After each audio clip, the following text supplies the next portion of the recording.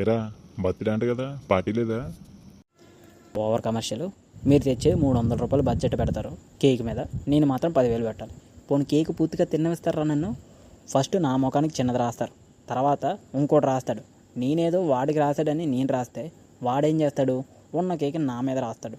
అలా కేక్ మొత్తం తినకుండా ఒకడికొకడు కొట్టుకోవడం. అది అయిపోయిన తర్వాత మళ్ళీ నన్ను గ్రౌండ్లోని బట్టలు ఊడదీసి మళ్ళీ గుడ్లు, పెరుగు, నెయ్యి, కారం ఏది కనబడితే అది నా ముఖాన్ని మేము చల్లి ఫ్రెష్ అప్ అయ్యిరారా అని అంటారు. బయటికి వచ్చిన తర్వాత ఏం చేస్తారా మీరు? పార్టీ ఏదిరా అని అంటారు. పార్టీకి తీసుకుని వెళ్తాను హోటల్లోని.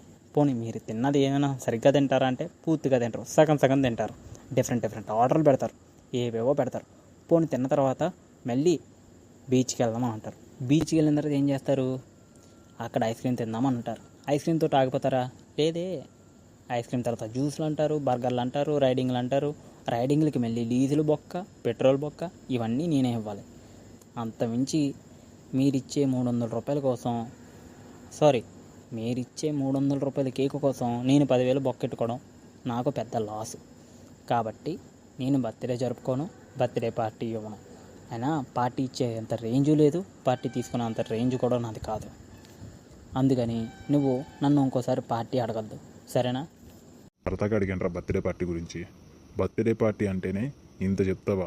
అయినా నాదిరా తప్పు.